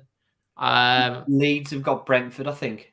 Yeah, that's good. Carl will go and do that for us because he's a good lad like that. He'll post it up. Mate, Everton, Coady, talk me through that goal. That is the best header I've seen him do at the club. When you saw the player jump, because we're from where you couldn't really see a jump because they're massive players. Yeah. When he's come running over to you, I'm thinking, that was Coady. Yeah. Absolutely. Whereabouts in the stand were you? Because we was, where they walked out onto the concourse and you had the wall. Yeah. Behind you. I was on the front row of seats there. Oh, you weren't far from us then? No, we were in the second half of the bottom tier, but right on the front of that wall. So we had a post either side of us, so we could see the pitch perfectly. Oh, you had a good view then, Banter. Yeah, I mean, Ruben Neves, he takes one touch, he takes another touch, he whips across that cross, absolutely beautiful, and Coady's glanced it. Yeah. What a finish that is. The keeper, I mean, Pickford hasn't even smelt it. It's past him and into the back of the net before he can blink. It was an absolute pearl of an header. Absolutely brilliant. It was. And the way he celebrated, because we all know that he's a Scouser. He's obviously come through Liverpool. So he's always going to have that attachment to Liverpool because he was there a long time, of course. And we know he's a Wolf now. But scoring that goal for Wolves against Everton to win the game, do they come much better than that for Coady? No. You just saw by his face as he was running past their fans, you could see him sarcastically going. Because they all, when every time we've been up, they always give him a bit of jip. They do, yeah. He would have loved it, absolutely loved it. And it's his third goal of the season, Coady, as well. After not scoring for it. Remember that one season when they let him take a penalty? Was it the championship season? Bolton away. And they let him take the penalty. He scored. He put it away as well, didn't he? Yeah, he put it away. Oh man, it's absolutely fantastic. So finally, mate, your performance rating and your nomination for from the pundits for man of the match. So my performance rating, I'm going to go after watching it back. I am going to go an 8. An 8, yeah. I said a 7 yesterday when I first come out, and then after watching the highlights and listening to all the interviews, I'm going to bang it up to an 8. Yeah. And then my man of the match, I'm going to go slightly different. I am. Go on and explain. Neves for me now, and I said it the week, you expect it from him the way he's playing at the moment. You expect him to play as God standard, as I'm now saying, week in, week out. And then for me, it's got to be Johnny. I thought he was brilliant yesterday. Some of the challenges he made down that right-hand side and getting the ball forward. The producer will be very happy with that because she's a big fan of Johnny. I think he played really well. Very highly. Mate, so your nomination's Johnny. Yeah. We've got Carl's gone and done what he does because he's our Reddington Stappo and he's a member. And don't forget, guys, help the channel, become a member. There's various options and I really appreciate that. And we have a Discord group and loads of other things that we talk in between games as well. Really good community off the channel as well. So Carl said we've got Brentford v Leeds. Could be key game. We've got Everton have got to go to Arsenal last match of the season. That's not going to be easy, especially if Arsenal need to get something to secure fourth place. Watford have got Chelsea, so they can forget them unless Chelsea have fallen apart and gone out of business by then. Burnley versus Newcastle. I'd give them a chance on that because Newcastle should be home and dry and probably on the beach by then. And then Norwich against Tottenham. I think there's some interesting end of the season games there. I think the Burnley one and the Everton one could be the Arsenal Everton and the Burnley Newcastle. That could be the decider, couldn't it? Yeah. Watford away at Chelsea, wouldn't give them much on that. But again, Chelsea could be on the beach or they might not even be able to go to the beach. Which beach they might be? Might go be on Western Supermare Beach rather than Marbella Beach. Or something like that. I think things are changing, mate. Absolutely brilliant as always. Feel free to come on Saturday night if you're. I'll be on. Just drop us a message as always. Thanks, mate. I appreciate it. Always Wolves, pal. Dave, cheers. Nice one. So that's good old Joss. Always talks really well. And I did promise you a treat because we have. Hold on. Yes, is the camera ready? Have you got? Is the drone working? Yeah, the drone. It's working fine. So we've got a drone cam, and we've got. We're going to go live now to Molyneux to see. Yeah, you're right, Sam. Yeah, fine. He's ready. The drone's ready. The lighting's on. Let's go straight to the roof of Molyneux. Here he is. As they all say, live from Molyneux, off West Brom. I'm loving it, Couldn't mate. resist doing that. How did you manage to get up there, mate? It is a drone photograph that was done for me. It's fantastic. So I've stole it and thought we'll use it here tonight. Oh, yes. mate. Absolutely. What can we say? Sitting on top of the world after Sunday. Absolutely, mate. And it is good. Thanks for being so patient to come on. Ah, you're all right. RM is sending the haha, that's funny. We like to have a bit of humour on the channel. That's what it's all about and stuff like that. So, I'll find you a good one for Saturday night. I've got a cracking picture of Coady right in front of me celebrating his goal. mate. I was right in front of where he came over. Well, I saw you just before we went in, and then Yes, I didn't you did. see you after. No, I was right down at the front, by the gangway, and as I say, they came over, and yeah, what could you say to the lad? That cross that came over, what can you say? That was just one touch, second touch, over it was. Coady, it was in the net. What can we say? Absolutely. Jimenez, where are you watching Coady? I know, it was amazing. Danny P said, Dave and Sam, you're ready to come visit us in the EU. John Bursey says that Wolves are coming over in the summer. Well, I can say that I have heard that Wolves will be doing a summer tour in the States. And it's hopeful. They are hopeful. They've been looking at it for a little while, obviously with COVID, and there could be a couple of friendly matches over in America in the summer. Nothing confirmed yet, but it's something that I have heard on whispers. So that could be true, but we'll. Hang on, I'll just ring David Beckham for you, and I'll see if there's anything in it for you. Yeah, no, tell it. I'll happily go over to if you don't mind paying for the flight for the Inter Miami. I'll go and vlog the game for him. Give him a bit of exposure. Be nice. Exposure. But yeah, absolutely brilliant. I mean, it'd be lovely. I mean, I think the ideal fixture for Wolves would be Wolves playing Club America in Miami. Oh, nice.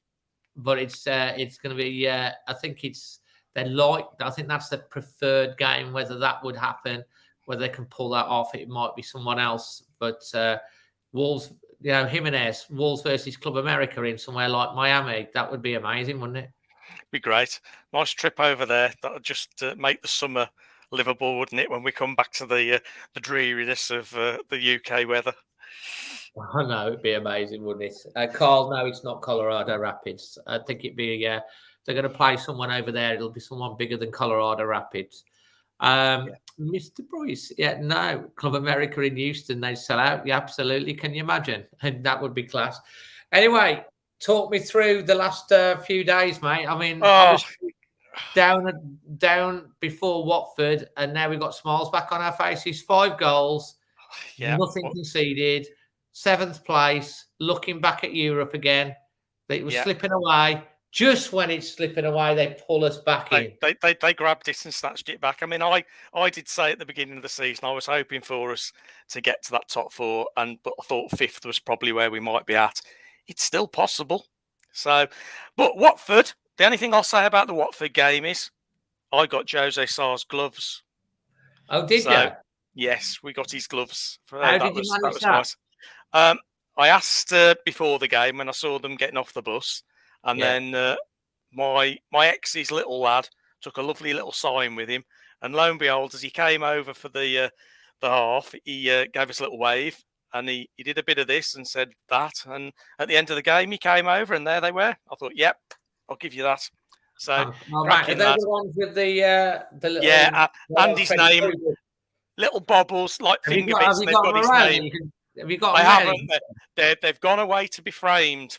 So I don't blame you. I don't they're going to blame be you. framed. Got a couple of photographs, so they'll go with it. And it made it go with the memorabilia we've got. You So just that was need to really get good. that signed at some point, don't you? Yeah, I'm going to pop down to the training ground. So I'll Do just they ask Alison if do you're that going. if you put down to the training ground? Sign it? As long as you go in before 9:30 in the morning when they close the gates. I think Thursdays is normally the right day to go in. So How I've does done it in that the work? past. How does that work then, Sam? I'd probably have to ring Alison and ask if I could go in. Who's Normally, Alison? she works on reception down there. So Oh, right. it's hard because they tend to close the gates and everybody. But I know in the past with my sort of ties I had, I used to be able to get in all right. So I'll see if I can do it again. If not, I'll pass them over to the club doctor who lives in Pattingham and say, "Can you take them in for me?" I'll get them done. I'll get them done one way or the other. That's good. I'll remember that. When I need to get something signed, Sam, I'll be tapping you up and saying, "Sam." That's all right. Amazing. That would be. We I have remember our that contacts. Ryan Bennett got in touch with me on Instagram, and because my dad was obviously a big fan, and he signed his shirt. Because one of the tunnel stewards said when Ryan was dropped from the team, he said, "Well, don't get worried because Magic Moss is your biggest fan." Obviously. And he got in touch with us on Instagram. He said, "I want to send you a shirt for your dad," and it's we got it framed, and he loved it. But his new favourite players, Daniel Bonanza Podence, because my dad calls him Bonanza. Bonanza, yeah, he does, as everyone on the channel will know. It does. So absolutely fantastic, mate. I mean, it's joyous, really. I mean, 7th. I know Tottenham have got games in hand. Arsenal are like almost shooing 4th at the moment. Yeah. West Ham. I was listening to this. I was like listening to Talk Sports, and then they were going on about West Ham can still get 4th, and they're talking about, and they just don't mention Wolves. No, we don't seem to be getting a mention on anything, do we? Or if we do, it's such a little bit. I mean, you only got to look at Match of the Day. It's all the other teams, and then you get a little bit mentioned about us. If our friend Dion Dublin's on, we get a little bit more mentioned, but it's very little, and it's wrong. I just want to go back to something Chris has said before we sort of say any more about the Watford game. Referees, okay, Chris. My thoughts on referees are we should not have English, Scottish, Welsh or Irish referees in the UK in the Premier League. We should have foreign referees, okay? I think it would take any ambiguity away from anything that's done at games, and I think you'd then start seeing cards issued all the way through the games. However, I did have one bit of information. I've said it probably before on the channel. An ex-referee who finished his career in 2012 did mention about what refs are sometimes told to do and not to do in matches. And that goes to how many cards to issue, at what points in the game they can issue, if penalties should be given and what teams they should be given to. So the intimation was there was some corruption in refereeing. Well, you make your own mind up, but I don't think VAR is helping it. Well, yeah, I mean, there is a train of thought. I mean, obviously, there is one. I'm not sure if I'm quite on board with no UK-based referees because it is a UK game. But I do think that if you can have players from all over the world playing in a team, then surely referees, if they're qualified, should also be able to referee a Premier League game, regardless of their nationality. But the only reason why I say it is we have got referees that Villa fans, Man City fans, and they seem to crop up at games that their rival team in that city are playing us. Yeah. And you know what? It shouldn't be done. The Referee Association and the FA do say that referees aren't supposed to referee within so many miles of their hometown and their home teams, but it doesn't seem to happen. We seem to get the likes of Moss, Atwell, etc. I know, mate. I'll tell you what, I also think, I'm not necessarily thinking that referees that are refereeing the game should necessarily be sitting in their shorts refereeing on VAR. It's like, I mean, if you've got some really good refs that have refed in the past, They might not be as fit as they used to be, but they can sit down. They can certainly do that. And be able to give an objective opinion on about why have we not got more ex-referees or players or that have qualified to be able to be in the VAR room? You know, why does it have to be a referee that referee? Because just because they're not fit enough to do the full 90 minutes running up and down the pitch and doing all that sort of jazz, they're still fit enough to sit in a chair. You know, me and you, we could sit in chairs. Fit enough to sit in a chair and look at a screen. We do it on Match of the Day on live and the live TV all the time, mate. Being able to go look at something and go, how they're not seeing that. But it seems like that to me, I don't see why that can't be done, because it opens up more of a pool rather than the current pool that you've got, which is, like you're saying, Mariner making a judgment on that penalty decision against Matinho, looking at it and not overruling it when it wasn't. It was everyone clear. else. It clearly was. I mean, it's got to be clear and obvious. I get if it's not a clear and obvious mistake, but if it is clear and obvious and everyone else can see it's clearly obvious, then why are they not? Then you just why they're not telling them to go over and look at the screen? Yeah. Then, but it's then kind of like, oh, I'm a Villa fan. Maybe that does come into play a little bit because in the back of his mind, that's where people question, isn't it? It's where you go, aye. This is why my train of thought was, I mean, I might even say, why aren't we seeing women referees in the men's game? Because the last woman I saw referee a men's game, she was cracking. She did a really good job. I think she made one mistake the whole game. What else can you say? Well, to be honest, you know, I mean, I'm a big advocate of females in the game. Obviously, you know, we all love that Wolves women are doing. You know, it doesn't mean to say that you're really into the women's game or anything like that, because obviously, you know, the Wolves men's team is the thing, but it's good to see the women's game growing. It's good to see women involved in football. You know, you've seen women linesmen. I think there was a woman ref abroad that refed a top flight team. I can't remember a top flight game in one of the Spanish league or something. Spanish league. You know, you see females trainers and stuff. Yeah. Yeah. What about Emma's just saying there was a woman that ran the line and it was rubbish. we did have one that was on the Steve Bull. You can have good or bad refs and lines. You can, male or female. My argument is, though, as well, some of these referees are not keeping up with the play. Or Moss is a prime example. He gets in the way of play. And the same with the linesmen.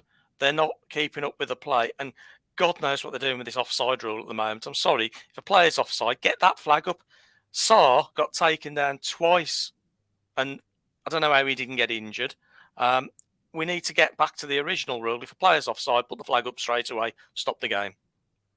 Yeah, I mean, they do let it run on, don't they? I mean, and that was there was another incident with regards to that with was it the Leeds' first goal? Banter was offside. They were talking about that if the flag had gone up, it would have been stopped there before the goal. And the defender headed it, and he wouldn't have headed it because was he interfering with play or not? Would the defender of it? I mean, that's the thing with football, isn't it? Where do you draw the line on it? I don't think you'll ever agree. I think it has got better this year. The use of VAR, it has improved. It's improved. Yeah, they have started to go over to the monitor a little bit more, and now we've actually got our monitor out of the tunnel and onto the side of the pitch. We do see them every now and again going over to them. But there was a couple of comments there about the first referee was an FA Cup third round game this year. Just seen that come through. So it's interesting. But you were saying as well, I'm just going back to the Watford game about Foster and the South Bank giving them grief. Well, obviously Foster, first half, was up at the North Bank. I'm NL for the front row.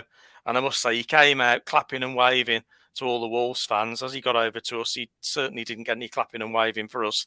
He did get a wave, but it wasn't what I can do on the channel. No, we kept singing about the wind. Is it windy, we Ben? did. Is it windy? Yeah.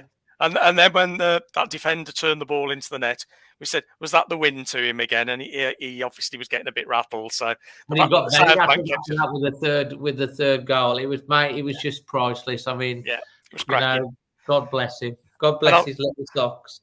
I think his little bit where he was away from his line and that little chip over, that was very clever as well. And obviously the wind carried that for him. Podence was quick, controlled it, chipped it back of the net. Back of the net.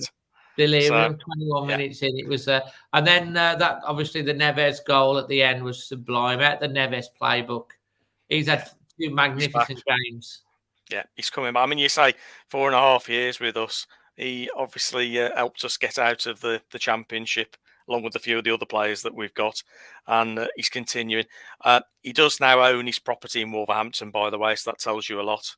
How do they? Yeah, so does Jimenez. So they are obviously wanting to stay in the area. So there's a few players bought properties. I mean, I've been listening to from his interview with Ruben, just how much Wolves has become close to his heart. I mean, he is a Porto lad. Obviously, Porto is very special to him. It's his home, where he's come from. But Wolves, he's really taken to it. And you can just see the bond, especially that he's got with the likes of Coady and the rest of the team and the dressing room and stuff. Yeah. It would be a big wrench, I think, for him to leave Wolves because he truly does love the club. It would be. I mean, the big thing people are saying now, how do you replace a player of that quality? Yes, at some point, if we don't get this European football, whether that's in the Europa League or the Conference League this season, or whether next season we manage to get into that top 4 because we spend in the summer, which is a big axe at the moment with Fosun saying that they've got limits on everything. They have got limits on their weekly wages, although Rui Patricio, when he was here, exceeded the limit on the wages. What was Patricio on? A lot more money than anybody else here at the moment, double the money that anybody else was on. Well, I know that Moutinho's on about 100k a week, isn't he? Yeah, you can double that. Rui was on 200k a week? Yeah, before he left. That was part of the way we managed to get him here. So... Well, then we didn't have to pay a fee, though, did we? No, well, we did in the end. We did in the end, but that was offset. But yes, he was the most highly paid player that we've got. So and look at Jose Sarr, man. Far better keeper. Comes off his line, goes out to balls, goes in at the feet of players. Patricio would have still been on his line. Oh yeah, I think that's one of the things they have had criticism, Wolves, with some of their transfer dealings and not spending enough money. But when you look, Jose Sarr coming in for 6 million or something, was it, from Olympiacos? Yeah. Daniel Podence, we got from Olympiacos. Neto, you look at him. Ruben Neves, Moutinho, obviously 5 million, still going. You look at, Chiquito is coming as well. He looks like he's going to be. I think the transfers we've done, though, we haven't spent mega money on the players, but we've obviously done our groundwork through the scouting teams that we've got out there, and they've earmarked these players that they'll slot into positions. Bruno's obviously got his ideas for the summer now, and it'll be very interesting to see if we open that checkbook and whether we spend 50 million, 100 million, 150 million. I think Wolves will. We definitely got to increase the quality of the squad. Trincao, I'm not sure he's worth 25 million. I mean, you saw yesterday when he came on for this cameo, he's got undoubted ability. He's undoubted lots of ability. Whether or not Wolves go back to Barcelona and say, well, we'll have him for 15 million, then maybe. But 25 million for me is too much. Yeah, it'll all depend on whether Traore is going to stay with Barca. At the moment, I don't think he will. I think he'll be back at Wolves. But I think Why do you say that, Sam? I don't think he's fitted in. He's certainly not getting the game time he thought he was going to get. But Barca aren't 100%. Wasn't he? He was. He was, but he wasn't playing how they wanted to get the play. So I don't know why he's been sidelined so much, but I think he'll come back. I don't think they've got the 30 million price tag that we want for him. So I think we might see a deal done with said player coming back to us. But whether we get 5 million or 10 million as the payment with the player, that's to be seen because Barca haven't got the money. No, well, 5 or 10 million for Traore. But with the player coming the other way in the deal, I see what you mean. It'll make sense. But whether that player is somebody we've already got at the club or whether that's going to be a secondary player coming into us, I, for one, wouldn't keep Trincao. I haven't seen enough yet to say that I'd want him. I've seen more of Tino than Trincao. Yeah, that's right. When every time he comes on, he's so direct, and we like direct at Wolves. Yeah, that's it. Martial started to come along. The one thing I would like to see is Fabio Silva getting a little bit more than 5-10 minutes here and there. I think he's done well when he's come on, Fabio. He's done very well. I think he needs a little bit more game time. Maybe even a loan out at the beginning of next season just to get him some game time and then bring him back for the second half. Well, he's only going to go out on loan if we've got another centre forward. Somebody else, which, as I say, I think in the summer we are going to spend and bring somebody in that position. Well, somebody with a bit of place. Yeah. Well, Burnley goes down. There's that chappie they got from Wolfsburg. He looks decent. Yeah. There's a few players. The only worry I ever have with teams that are relegated is have the players just turned off from the game and they're not interested, and that's why they've gone down. Is it a certain player in the squad that's bringing the rest of the squad down that's disturbed it? And the likes of Burnley if they go down, Watford if they go down. What can you say? I mean, Norwich are down. Would you take Pookie? That's a question there then. No. See, you wouldn't take Pookie. Now, I like Pookie. I like his style of play. But I don't see him being a player that you could put in 90 minutes of every game. I wouldn't buy him. He would give us anything different than we've got. We've got. Yep. The likes of Neto and Wang are very Pookie-ish. We need, someone that's a bit old school centre forward that you can bring on that's got that, thing about it. I think Podence does a job in that sort of Hazard type role and has got a shot on him. You've got Neto who's direct. Wang, has still got to develop for me. I think he's got something, but we've got options definitely. But I think Fabio Silva. I think every time I see him, I think he is going to be a great player, but he needs a bit more game time. Again, when he came on, he put himself about. He was all over the pitch at Everton. A lot stronger. Yeah, he is, and he was definitely running and getting the ball off more players than we've seen in the past. And he got a little bit of presence in him where he could go in and use his little bit more bulk that he got to get players off the ball, which I like to see. 100%. So, final thoughts on your performance rating and your man of the match. What's your nomination? Right, Watford game. I'd give it Jose Sarr just purely on the fact that he started to build everything up from the back, and he's kicking bar 2 balls was spot on. I'd give us a performance rating there of 8 because we control that very easily. The Everton game, Podence was my man of the match because he was running and chasing everything. Didn't want to give up. I'd give us 8.5 against Everton. So overall, I think we're at 8.25. 8.25. So, guys, leave your. Will you please leave your man of the match and your performance rating for the Watford game? We got Neves nomination. I think was it Coady? We got Podence. Oh, I said Coady. What did he say? Neves. You had 2 Neves. What did? Hold on. What did Josh say? What did you say? Just messages Johnny. Johnny, we'll leave you on whilst let me change the background for a thing whilst we've got this going. There we go. Got a bit of Molineux instead. Not quite as good as we've got the Molineux in the background, but we also know, of course, that he's on the roof. You just can't look up and see. So we've got Johnny Otto nomination. We've got Ruben Neves. We've got Mike Coady, and we've got Daniel Podence. You've got a couple of minutes. Final thoughts between you two, looking ahead to Leeds. Score predictions, guys. Let's go with you first, Josh. I'm going to go 1-0. 1-0 Wolves. 1-0 to Wolves. Who's going to score the goal? I am going to go with Daniel Podence. Mr. Banter himself. Fantastic. Sam?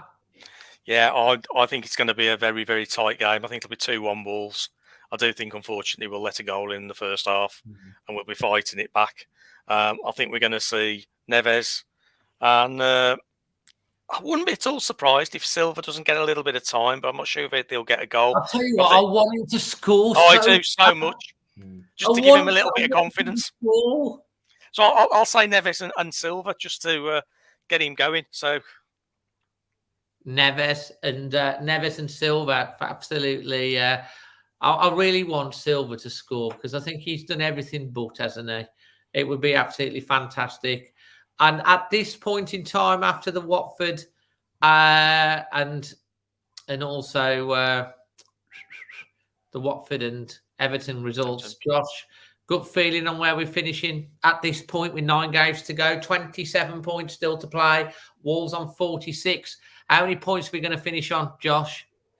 I'm going to go, worked it out this morning actually. Where are we now? So I'm going to go 59 or 6. I'm going to go 60. 60 points and what position? 7th. 7th. Sam? I think we're going to end up on 62, and I think we're going to get 6th. I really do. I think West Ham are going to drop their form, and we're going to take their position. Creeping. 6. Yeah. By the way, if my memory serves me right, the 1920 season we finished on 59 points. I thought it was 56. I thought it was 59. The previous season, I thought it was 56. Let's just somebody check it because we had this on our bus on Saturday. Somebody check it in the chat. So the producer has just sent that the official People's Man of the Match agrees with the overall votes of the pundits Man of the Match, and they've gone with Ruben Neves. We're just waiting for the. We're just 59, I think. Kieran Russell. Carl's still watching. He'll find this 59. Out. Back. Was it 59? Yeah, just checked. So Kieran Russell says he thinks it's 59. Yeah. For sure. So 60 and 62 would be fantastic. I've just got to ask you because Sam, you said Wolves you think are going to finish 6th. That means obviously West Ham, but out of Arsenal, Tottenham, and Man United, who's going to be 4th? Who's going to be who we're going to be above out of them 3? Because we've got to get obviously Liverpool, City, and Chelsea are given. Then you've got Arsenal, Tottenham, and United to finish 6th. We've got to finish above one of those. Who are you saying? Man United, I think, are going to finish in 7th. So you're saying we're going to finish seriously? Above United? Yeah, I just there's something about Man United. They're not consistent enough for me at the moment. So we're how many points we're behind United at the moment? Are we 6 behind them? I don't know after the weekend. It might be 9 after the weekend, but I'm not 100% sure. You'd have to check it. It's 6. I think it's 5. Is it 5? Josh is having a look now. What else we finished before we finish? We're 4 points. 4 points. There you go. Man United are going to finish 7th. Fantastic. Hang on, I'm just going to see if I can get anything on that.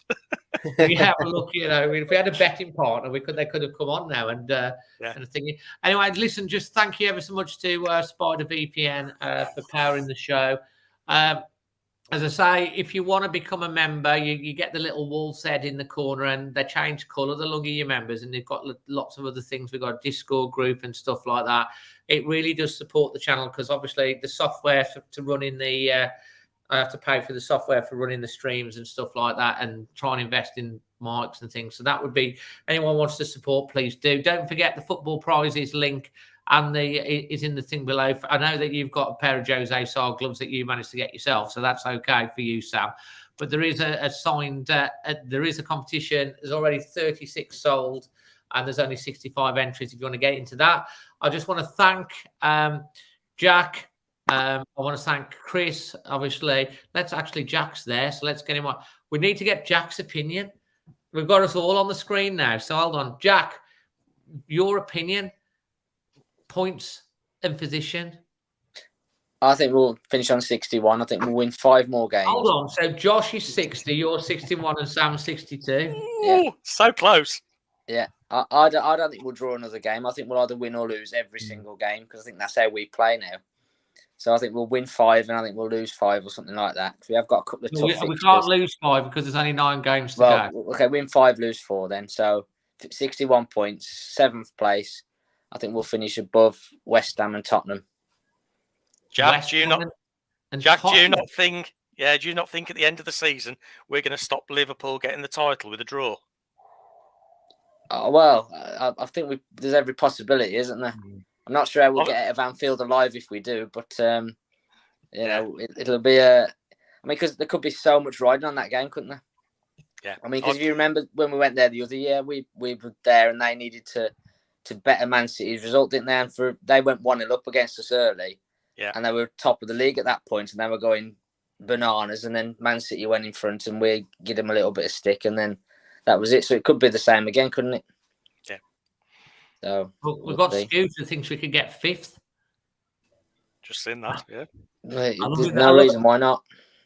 Oh, it's back on again. If we beat Leeds as well on Friday night, can you imagine? Then we beat. Don't forget, West Ham play Tottenham on Sunday or Saturday. Yeah. So if we win on Friday, one of those is bound to drop points, if not both, on the weekend. So the table could look much better on. It's for us, yeah. The weekend, yeah. Oh, apparently 0-0. Yeah. Yeah. Just finished 0-0. Oh, that's really putting the title race into things. You could be right about that draw. That Liverpool game. To be honest, there could be something on that big time. Yeah. Can you imagine that if we did? Liverpool have got a game in hand with a Man City and Liverpool game coming up in the next few weeks. Yeah. I know. Okay. Going to be interesting. We're getting into Premier League stuff. Okay, who's going to win the title, City or Liverpool? Sam. City. Josh. I was saying City, but after watching them tonight, I'm going to go Liverpool now. Oh, that means that you're on the fence, Jack. They've got the deciding vote. City. Yeah. I still think City will win it as well. So who said Liverpool? Josh. Yeah, it pains me to say it, but I think they could nick it. Oh. Let's just hope they do. Let's just hope the league's won by the time we go there. Right. Last game of the season. I know. Great game. 2-1 Wolves scored, secure 6 and stop Liverpool. Robert Fletcher. Now Robert Fletcher, just because he's got this thing, he always predicts a Wolves loss. Because lately, every time he does that, we've gone and won. So but he might change his mind if we need to get 6. He'll probably say 2-1 Liverpool on the last match of the season. Neto scoring at Liverpool prediction. Been a great show tonight anyway. Guys, thank you so much for joining. I much appreciate it. Good to finish with you all on the thing. If you've enjoyed it, please smash a like on the video. Subscribe and you can get involved in the chat. If you're listening to this back on Catch Up on YouTube, don't forget to leave something in the comments below. And if you're listening to it on the Always Wolves podcast, it will be out. The producer will have it out in the morning so you can listen to it on your way to and from work, or if you're going out for a run or that type of thing. And hopefully you listen to it back. 1 hour, 48 minutes, nearly 49 minutes of chat. Thank you, Sam. Thank you, Josh. Thank you, Jack. Thank you, Chris. And until the next one, from all of us, God bless you and your families. Always Wolves. Always Wolves. Always Wolves. Always Wolves.